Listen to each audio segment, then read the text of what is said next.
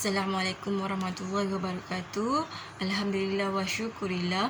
Nama saya Nuraini binti Lasiman. Saya bekerja di Jabatan Agama Islam Selangor, berkhidmat sebagai seorang guru di daerah Kuala Selangor, mengajar di Prasekolah Jais daerah Kuala Selangor. Bekerja daripada rumah satu kebaikan atau satu cabaran. Konsep bekerja dari rumah mula dilaksanakan secara meluas ketika pelaksanaan PKP di Malaysia berikutan COVID-19. Bagi sektor kerajaan, amalan bekerja daripada rumah menimbulkan beberapa persoalan dan tanda tanya berikutan ramai yang tidak jelas tentang konsep ini. Bekerja daripada rumah iaitu tidak sama ketika dilaksanakan dalam amalan biasa.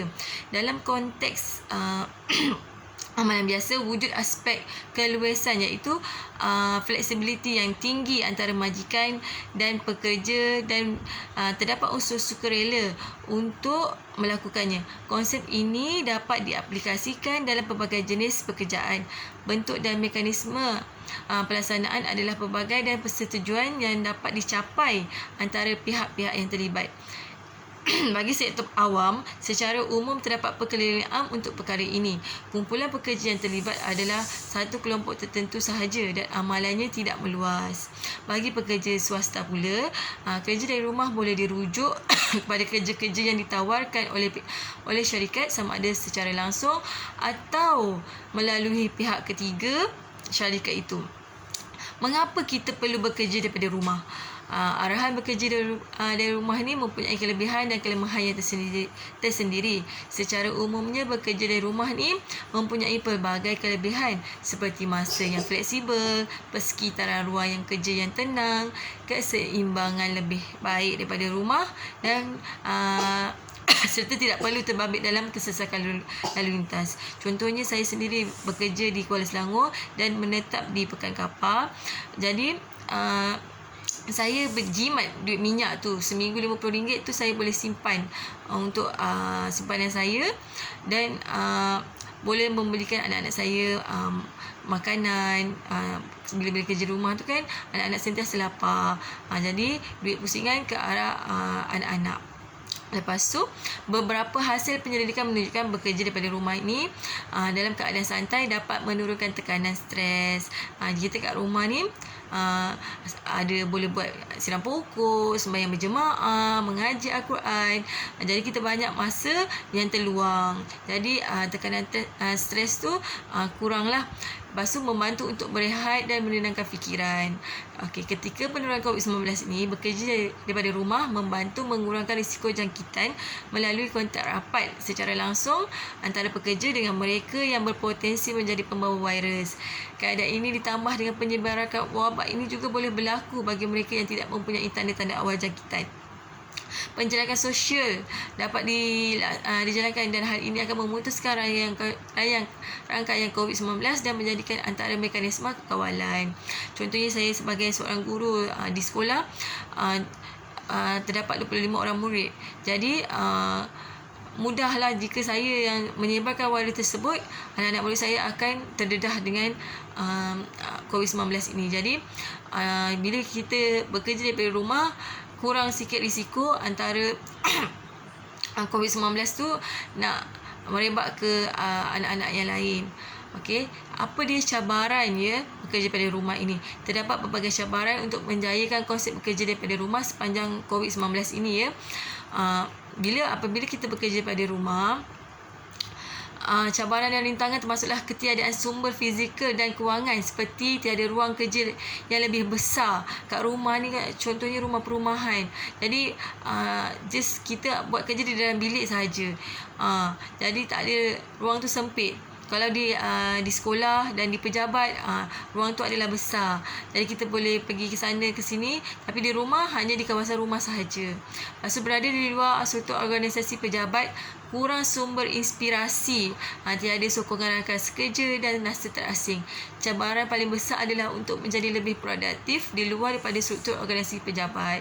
Jadi kat rumah ni rasa macam banyak yang kurangnya daripada kita bekerja di sekolah ataupun di pejabat. Pastinya terdapat faktor yang boleh mengganggu produktiviti pekerja apabila bekerja daripada rumah. Antara yang utama iaitu berkaitan dengan konsentrasi atau fokus terhadap tugas hakiki yang dijalankan. Seperti saya, seorang ibu yang mempunyai 3 orang anak kecil, masing-masing bila saya nak buat PDPC online, banyak gangguan-gangguan. Contohnya nak buat Google Meet, banyak gangguan anak-anak saya ketika rakaman dijalankan ataupun ketika PDPC online berlangsung. Jadi kami banyak menggunakan konsep WhatsApp video untuk anak-anak 5 dan 6 tahun ni, iaitu saya mengajar tadika. Jadi anak-anak murid saya, anak murid yang kecil 5 dan berusia 5 dan 6 tahun. Jadi pastinya terdapat beberapa faktor yang boleh mengganggu produktiviti apabila bekerja di rumahnya. Ya Allah, banyak cabarannya. Ia melibatkan interaksi antara pekerja dan sasaran atau halayak ramai seperti aktiviti pembelajaran dan pengajaran. Aktiviti sebegini mengalami kesan langsung. Saya akui sebagai seorang guru, memang PDPC secara online tidak dapat dijayakan secara sepenuhnya kerana murid-murid 5 dan 6 tahun tidak mempunyai akses internet, tidak mempunyai handphone, tidak mempunyai laptop sendiri di rumah.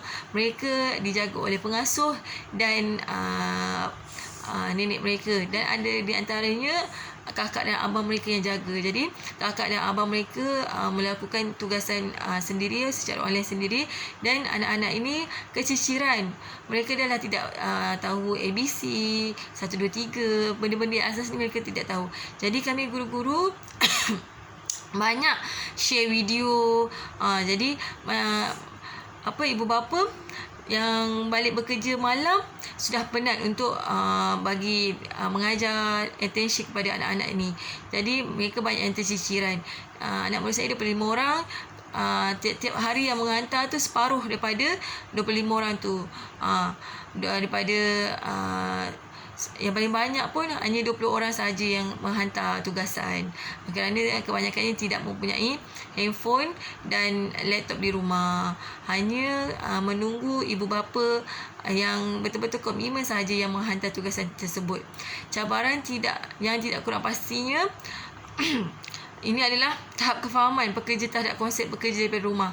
Tahap pengetahuan dan kefahaman pekerja adalah rendah, apatah lagi apabila mereka diminta untuk mengaplikasikan konsep itu secara serta-merta. Ini menyebabkan mereka tidak mengetahui apa yang patut dilakukan. Ada yang mengambil sikap tunggu dan lihat dan menganggap ini adalah cuti yang diberikan oleh pihak kerajaan dan majikan. Ini ditambah pula tiada prosedur standard SOP yang jelas tentang perkara ini. Hal ini menyebabkan timbulnya banyak persoalan.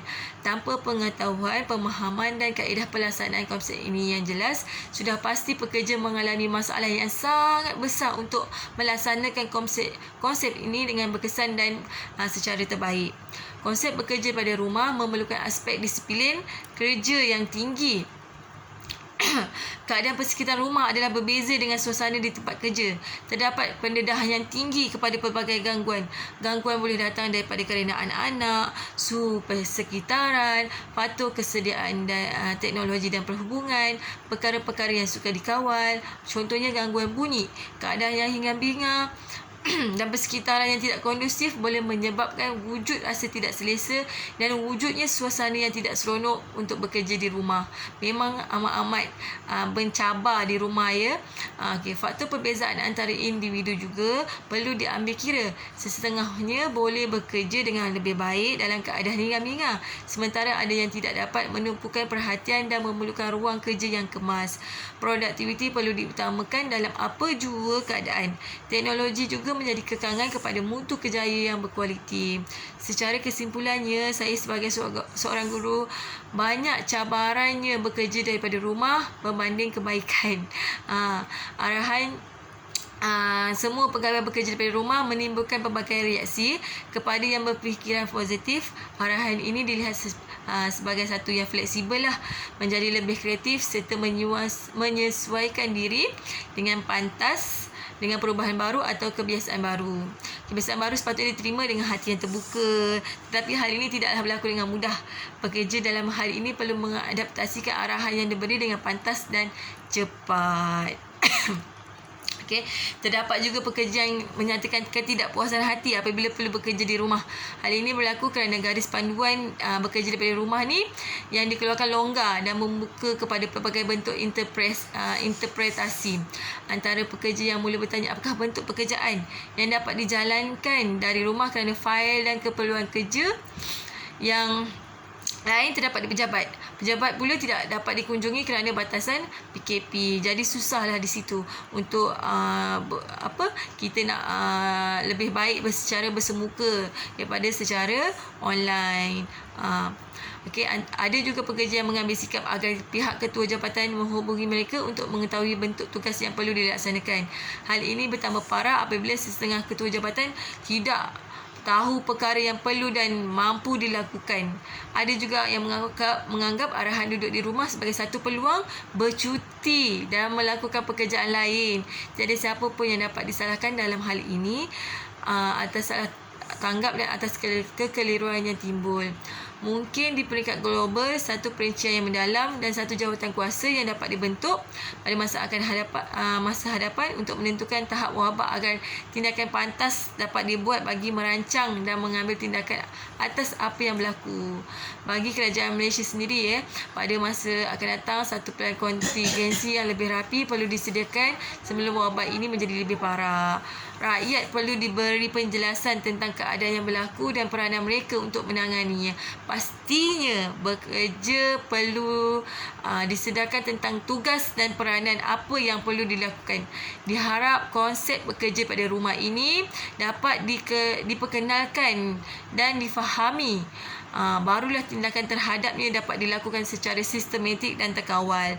Tidak dinafikan konsep bekerja pada rumah ni diambil oleh pihak kerajaan adalah sebagai satu langkah serta-merta yang sesuai.